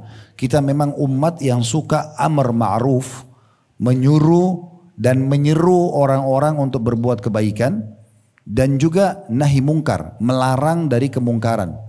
Saya tadi bilang di awal pertemuan kita, ma'ruf adalah semua yang Allah anggap baik dan perintahkan, dan mungkar semua yang Allah larang ya dan Allah haramkan. Perhatikan dalam surah Al-Imran, surah nomor 3 ayat 110, Allah subhanahu wa ta'ala menyebutkan kalau amar ma'ruf nahi mungkar adalah ciri khas kita umat Islam. Jadi ini harus menonjol dalam diri kita ya. Jadi nggak boleh Bapak Ibu sekalian kita lihat seseorang meninggalkan yang ma'ruf. Ma'ruf itu kayak misalnya perintah ya, kayak sholat, misalnya puasa, apalah yang wajib-wajib misalnya. Ataupun yang sunnah. Kita lihat orang itu tidak mengerjakan dan kita tahu dia tidak mengerjakan, lalu kita ingatkan, itu namanya amar ma'ruf ya. Atau ada orang buat dosa, lalu kita larang dia, berhentikan dari dosa, itu namanya nahi mungkar. Ya. Allah berfirman dalam surah Al-Imran, surah nomor 3 ayat 110, kuntum khaira ummatin ukhrijat linnas, ta'muruna bil ma'rufi wa tanhauna 'anil munkari wa tu'minuna billah. Walau amana ahlul kitabi lakana khairan lahum minhumul mu'minun wa aktsaruhumul fasiqun. Ya. Ini terjemahannya. Kamu, hai umat Islam, adalah umat yang terbaik yang dilahirkan untuk manusia. Kita umat terbaik. Apa ciri khasnya kita? Ya. Menyeru kepada yang ma'ruf. Kita selalu saling mengingatkan agar menjalankan kepatuhan kepada Allah. Salat, tutup aurat, selalu saling menasihatin. Ya. Dan mencegah dari yang mungkar, memberhentikan orang yang berbuat dosa. Dan beriman kepada Allah. Sekiranya ahli kitab itu beriman, tentulah itu lebih baik bagi mereka. Di antara mereka ada yang beriman dan kebanyakan mereka adalah orang-orang fasik. Saksi bahasan kita potongan awal ayat. Ya, kalau kita umat terbaik karena kita selalu amr ma'ruf dan nahi mungkar. Kemudian juga Allah menyebutkan dalam surah At-Taubah, surah nomor 9 ayat 71 tentang ciri khasnya laki-laki mukmin dan laki-laki perempuan mukminah, di mana mereka memang selalu saling mengingatkan tentang ma'ruf, perintah Allah, dan melarang dan nahi mungkar atau melarang dari kemaksiatan. Sebagaimana Allah sebutkan dalam surah At-Taubah ayat 71, wal mu'minuna wal mu'minati ba'duhum awliya'u ba'd ya'muruna bil ma'rufi wa yanhauna 'anil munkari wa yuqimuna as-salata wa yu'tuna az-zakata wa yuti'una Allah wa rasulahu ulaika sayarhamuhumullah innallaha azizun hakim. Sekali lagi At-Taubah surah nomor 9 ayat 71. Terjemahannya, dan orang-orang yang beriman, yang dianggap laki-laki beriman dan perempuan beriman. Sebagian mereka adalah menjadi penolong sebagian yang lain. Mereka menyuruh mengerjakan yang ma'ruf. Mereka selalu saling mengatakan, ayo sholat yo, ayo puasa yo, ayo sedekah yo, ayo hadir taklim yo, ayo gini. Itu terus dari kebaikan kepada kebaikan. Mereka saling ngajak. Dan mereka juga mencegah dari yang mungkar. Kalau ada yang mereka kenal berbuat salah, jangan lo, haram lo, nanti Allah marah, nanti kamu dihukum, nanti begini, nanti begitu. Itu nahi mungkar namanya. Kemudian mereka mendirikan sholat, menunaikan zakat, dan mereka taat kepada Allah dan Rasulnya. Apa yang Allah Rasulnya bolehkan halal dinikmati, apa yang dilarang ditinggalkan, apa yang diperintahkan wajib atau sunnah dikerjakan, yang dilarang haram atau makruh dijauhi. Mereka itu kata Allah akan diberi rahmat oleh Allah. Rahmat artinya karunia. Itu bisa pengampunan dosa, peninggian derajat, pemenuhan kebutuhan, solusi dari permasalahan. Itu namanya rahmat Allah. Sesungguhnya Allah maha perkasa. Bagi orang-orang yang membangkang, Allah bisa hukum, dan Allah maha bijaksana. Maksudnya memberikan sesuai dengan kebaikan seseorang, bijaksana dalam mengambil keputusan. Ya. Kemudian juga disebutkan dalam surah Al-A'raf ayat 157, Allah Subhanahu wa taala berfirman, Al-A'raf 157, alladzina yattabi'una ar-rasula an-nabiyya al-ummiyya alladhi yajiduna maktuban 'indahum fit Taurati wal Injil ya'muruna bil ma'ruf wa yanhauna 'anil munkari wa yuhillu lahum at-tayyibati wa yuharrimu 'alaihimul khaba'ith wa yadh'u 'anhum israhum wal aglal allati kanat 'alaihim falladhina amanu wa 'azzaruhu wa nasaruhu wattaba'u an-nura alladhi unzila ma'ahu ulaika humul muflihun. Orang-orang yang mengikuti Rasul, maksudnya Nabi Muhammad SAW, dan kita insya Allah termasuk pengikut beliau, Nabi yang ummi, ya, yang tidak bisa baca dan nulis, yang namanya mereka dapati tertulis dalam kitab Taurat dan Injil yang ada pada sisi mereka. Jadi kitab Taurat dan Injil yang masih otentik itu ada nama Nabi Muhammad SAW di situ. Ya. Di antara Injil yang masih ada penyebutan tentang nama Nabi Muhammad itu kalau tidak salah namanya Barnabas. Dan itu memang mereka usahakan untuk hilangkan, ya. Cuma masih ada di Indonesia pun ada terjemahan itu. Jadi ada penyebutan tentang nama Nabi Muhammad SAW. Dan ciri khasnya Nabi Muhammad SAW, Nabi yang ada disebutkan dan harus diikuti oleh umat manusia, menyuruh mereka mengerjakan yang ma'ruf dan melarang mereka dari mengerjakan yang mungkar, dan menghalalkan bagi mereka segala yang baik dan mengharamkan bagi mereka segala yang buruk. Nah dari sini kita ambil satu poin penting, bahwasanya semua yang Allah perintahkan pasti baik Bapak Ibu sekalian. Jujur, amanah, tanggung jawab, bakti sama orang tua, jenguk orang sakit, memaafkan. Ya ini semua yang baik-baik. Dan semua yang Allah larang, menipu, mencuri, menggunjing, memfitnah, memukul, membunuh, apalah, itu pasti buruk. Makanya di sini dikatakan, ciri khasnya Nabi Muhammad SAW adalah menyuruh mereka untuk melakukan perbuatan-perbuatan baik tersebut. Menghalalkan bagi mereka segala yang baik dan mengharamkan bagi mereka segala yang buruk. Dan membuang dari mereka beban-beban dan belenggu pada mereka. Maksudnya adalah ahli kitab sebelum kita. Jadi setelah turun Al-Quran ada beberapa hal yang tadinya berat bagi ahli kitab. Akhirnya jadi ringan setelah mereka menganut agama Islam atau mengikuti ajaran Nabi Muhammad SAW. Ya. Seperti dulu di masa Nabi Musa alaihissalam, kaumnya Nabi Musa, Bapak Ibu sekalian kalau buat dosa besar, kalau mau taubat itu bunuh diri. Hukumnya begitu di masa Nabi Musa dulu. Kalau orang buat dosa besar, maka taubatnya kepada Allah dia bunuh dirinya karena Allah. Setelah datang syariat Nabi Muhammad SAW tidak ada lagi bunuh diri ini. Yang ada adalah dianjurkan untuk memenuhi 3 syarat sebagaimana Imam Nawawi mengatakan kalau buat dosa dia meninggalkan dosa itu seketika, lagi bohong berhenti, misalnya lagi riba berhenti. Kemudian sesali yang kedua, yang ketiga janji sama Allah tidak mengulangi, maka sudah cukup untuk dimaafkan. Itu contoh belenggu yang ada pada ahli kitab yang dihilangkan dengan datangnya Nabi Muhammad SAW. Maka orang-orang yang beriman kepadanya, maksudnya kepada Nabi Muhammad SAW, memuliakannya, menolongnya dan mengikuti cahaya Al-Quran yang terang, yang turun padanya, maka mereka adalah orang-orang yang beruntung. Nah, saksi bahasan kita di sini memang Nabi Muhammad SAW diutus oleh Allah Subhanahu Wa Taala memang untuk amar ma'ruf dan nahi mungkar. Hukum amar ma'ruf nahi mungkar ini Bapak Ibu sekalian fardu kifayah. Tahu fardu kifayah? Fard itu wajib, kifayah cukup. Jadi ada dua jenis kewajiban ya, ada yang diistilahkan dengan fardu ain, wajib individual, ada fardu kifayah, wajib ya bagi orang yang sudah mengerjakan dan gugur bagi yang belum mengerjakannya. Begini menjelaskannya. Kalau sholat 5 waktu itu fardu ain, wajib individual, semua kita wajib sholat.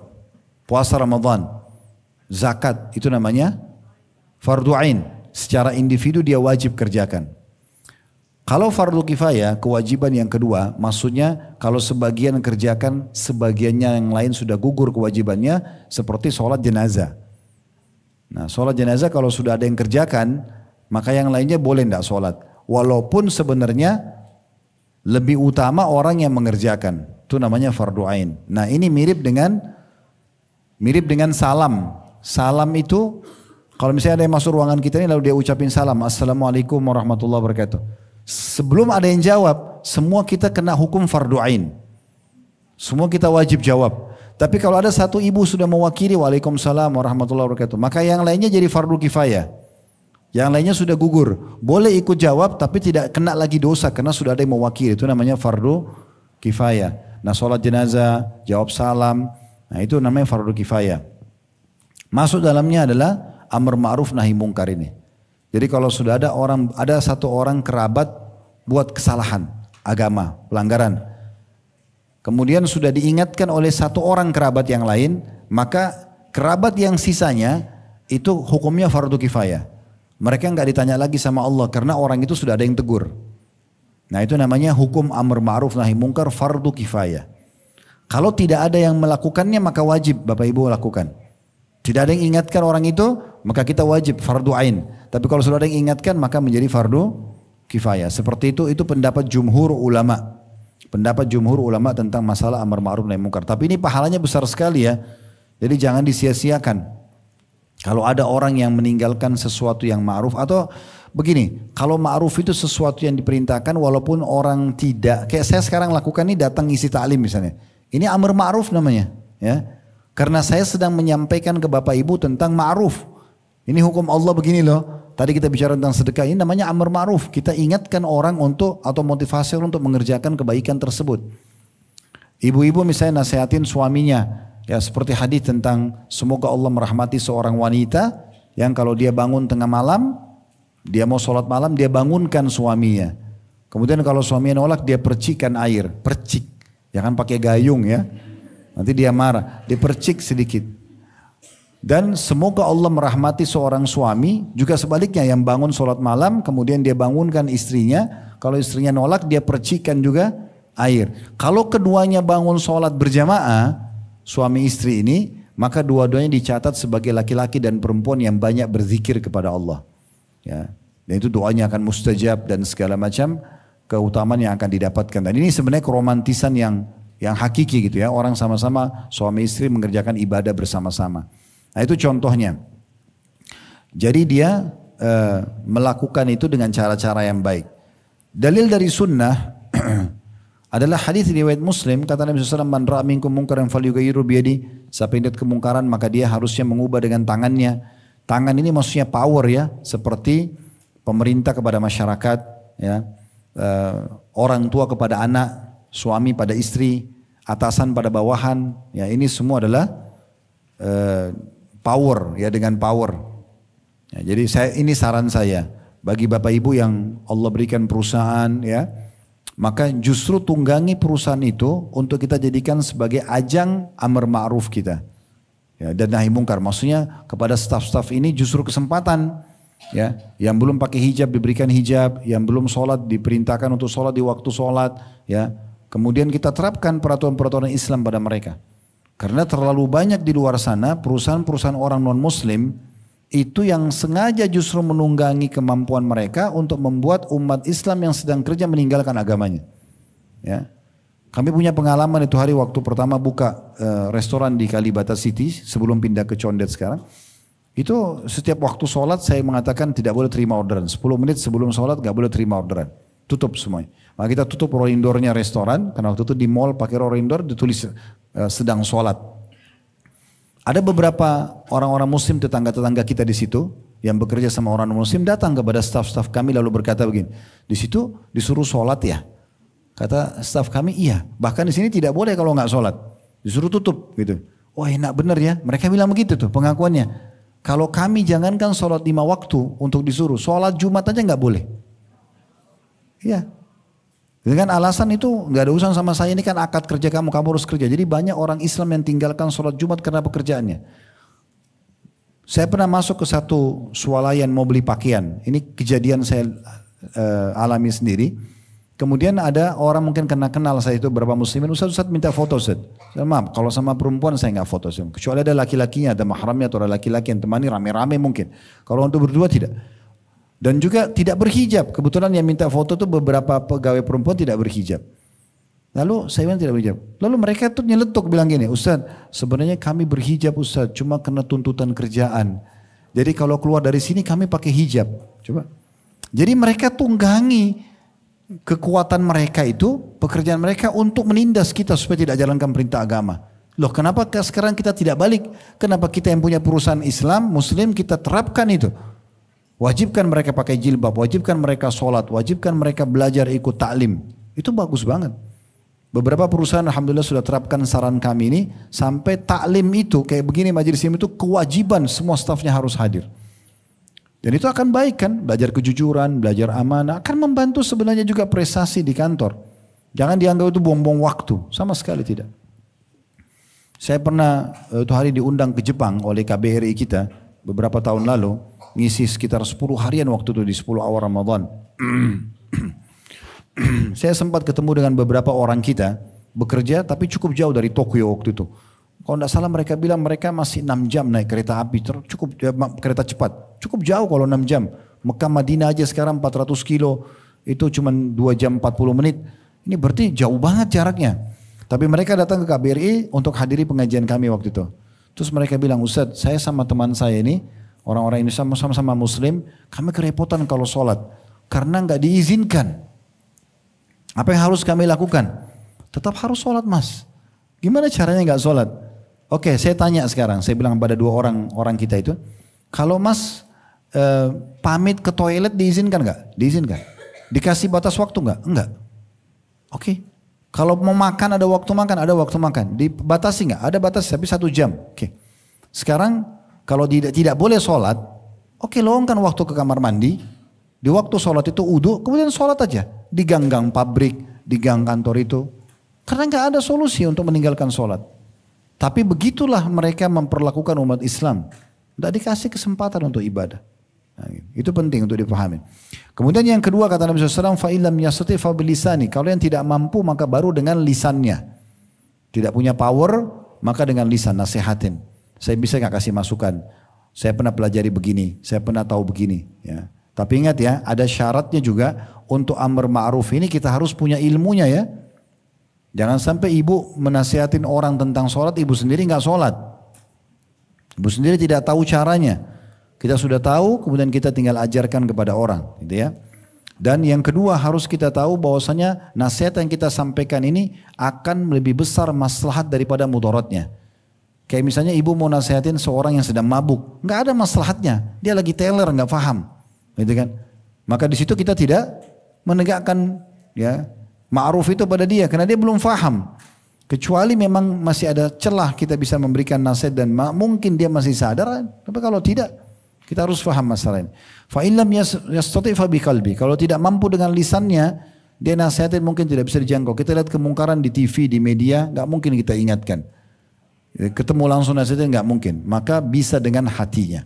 Wadzalika adhaful iman, dan itu selemah-lemah iman. Jadi harus kita tetap tegakkan amar ma'ruf nahi mungkar ini, ya.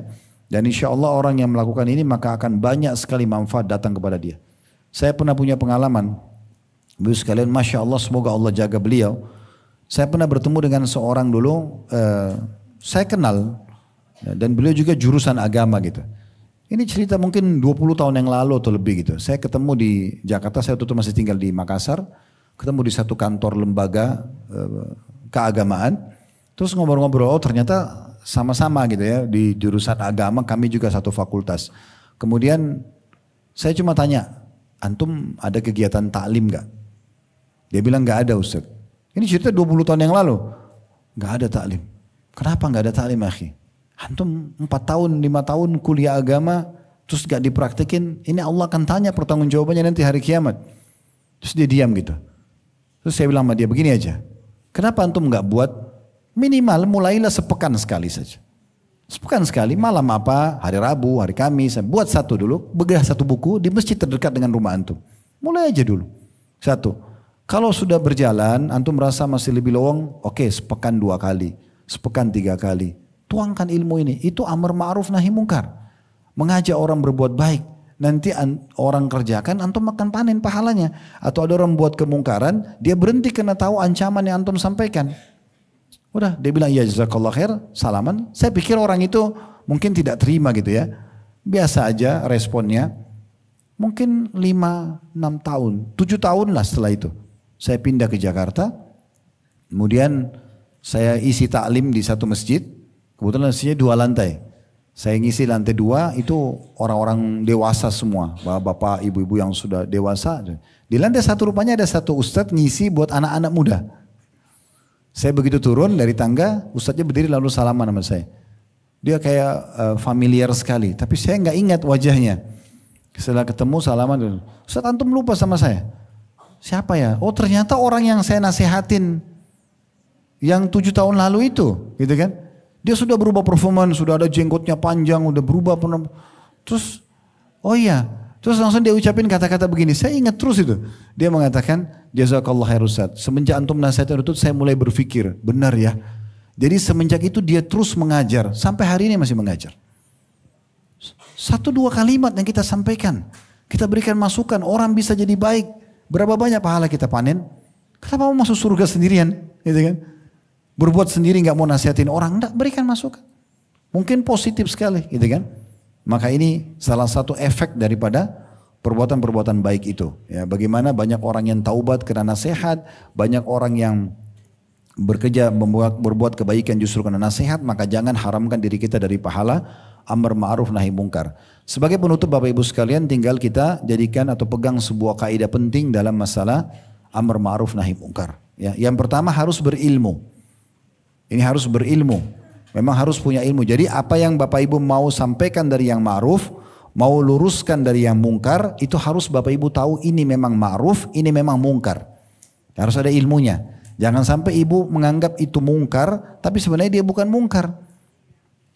Atau ibu anggap itu ma'ruf, sebenarnya dia mungkar.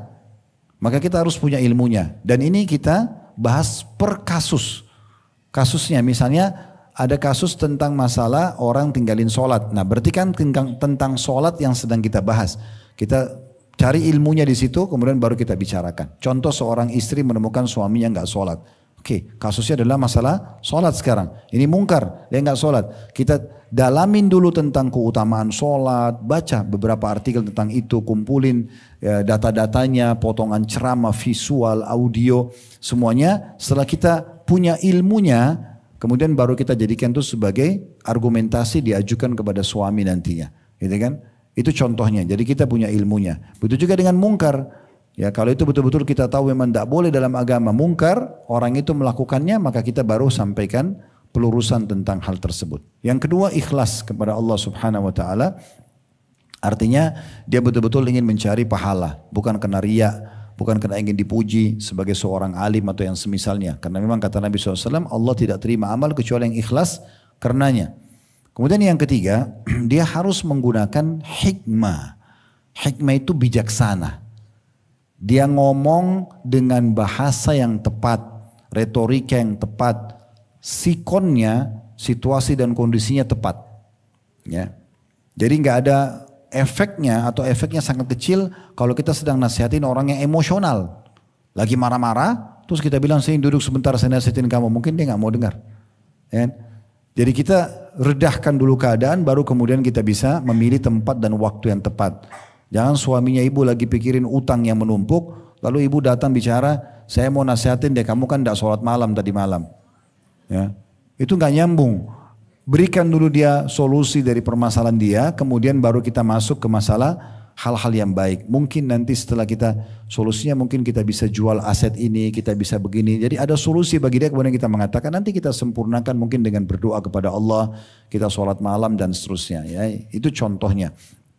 Jadi dengan hikmah. Kemudian yang keempat adalah dengan mau'idah hasanah. Mau'idah hasanah ini kayak peringatan yang baik. Jadi Bapak Ibu usahakan dalam menyampaikan sesuatu pada orang, dahulukan keutamaan amal daripada ancaman meninggalkan amal. Kayak misalnya gini, ada orang tidak sholat. Bagaimana caranya supaya dia mau sholat? Kita sampaikan ke dia tentang apa yang dia dapatkan kalau dia sholat. Itu keutamaan amal. Jangan awal ibu nasehatin suami atau anak, lalu kemudian ibu sudah mulai dengan ancamannya. Orang kalau tidak sholat masuk neraka loh. Itu jangan dulu. Yang didahulukan mau'idah hasanah, keutamaan dulu. Orang sholat itu dibersihin dosanya loh. Nabi SAW bersabda, bagaimana kalau seseorang dari kalian punya sungai, di depan rumahnya ada satu sungai mengalir dengan deras dan dia mandi sehari 5 kali. Apakah masih tersisa kotoran di badannya? Maka kata para sahabat, tidak ya Rasulullah. Kata Nabi SAW, begitulah perumpamaan sholat 5 waktu, membersihkan dosa-dosa. Jadi kita sebutkan apa yang dia dapat. Apa yang dia dapat, itu namanya keutamaannya. Dahulukan keutamaan-keutamaan amal. Kalau dia sudah nolak setelah disampaikan keutamaan amal dan sudah sering kita ingatkan, baru kita sampaikan ancamannya. Jangan mulai dengan ancaman dulu, ya. Keutamaan. Orang biasa bohong. Kita sebutkan keutamaan orang jujur, kan? Keutamaan orang jujur itu ini, dapat ini, dapat ini, dapat ini. Nanti kemudian kalau dia menolak, baru kita masuk kepada ancaman orang yang bohong. Nah gitu. Seperti itulah ya. Itu namanya mau'idah hasanah.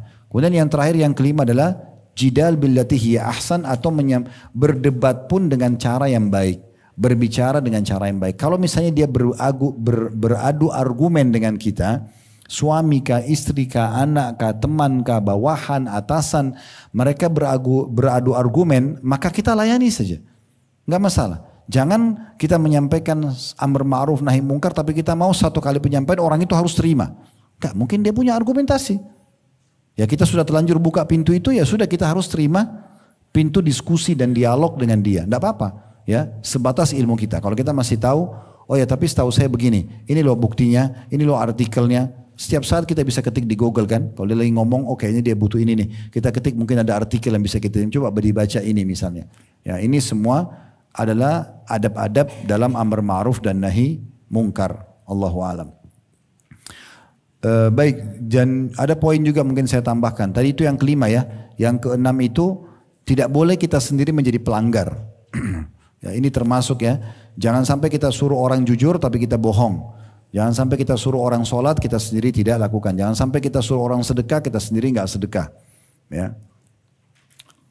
Efek daripada nasihat itu akan mudah sekali diterima oleh seseorang di saat kita jadi orang praktisi. Jadi kalau misalnya saya berbicara tentang sedekah, ada ustadz lain juga bicara sedekah, ada yang lain juga bicara tentang sedekah, tapi kedua ustadz ini rutin bersedekah memperhatikan, saya tidak. Maka pastikan yang berefek penyampaian mereka, bukan saya. Karena praktek itu akan mendatangkan keberkahan. Kita biasa sholat malam, kita nasihatin orang sholat malam. Walaupun sebenarnya penyampaian kita dengan orang yang lain sama, dalilnya mungkin sama, bahasanya tentang sholat malam sama, tapi dia tidak praktekin, kita praktek, maka kita yang akan berefek kepada orang tersebut. Makanya dari sekian banyak orang da'i yang menyampaikan, siapa yang berefek di antara mereka? Ya tergantung orang itu praktisi atau bukan. Ya, kapan dia hanya menasihatin orang tapi dia tidak lakukan, maka percuma saja. Ada satu kisah sebagai penutup di Mesir pernah terjadi, dinukil oleh beberapa da'i di sana. Kisah nyata, ada seorang da'i dia punya retorika sangat bagus dalam menasihatin orang. Bagus sekali retorikanya. Jadi dia menyampaikan tentang sedekah waktu itu sampai banyak jemaahnya nangis-nangis. Ya karena dia motivasi untuk sedekah, sebutin keutamaannya, apa yang akan didapatkan.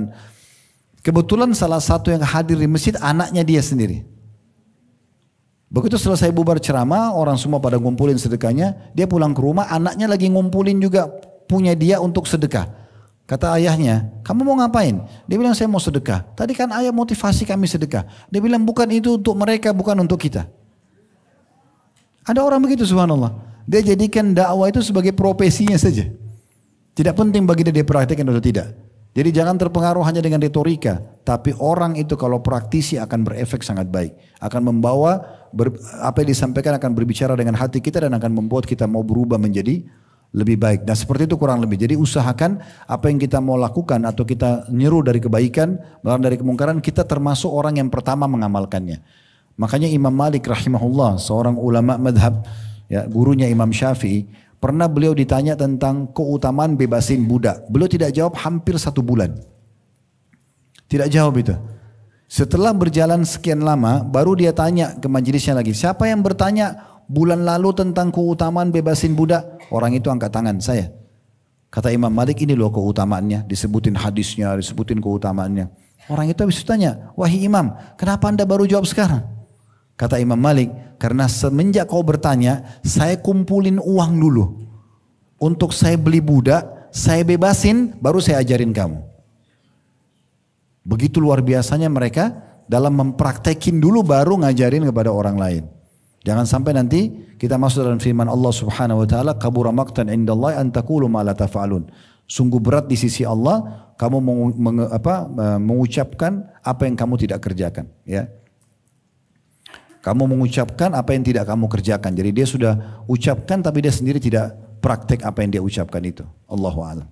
Baik, kalau ada benar dari Allah, kalau ada salah dari saya mohon dimaafkan. Subhanakallahumma bihamdika asyhadu an la ilaha illa anta astaghfiruka wa atubu ilaik. Wassalamualaikum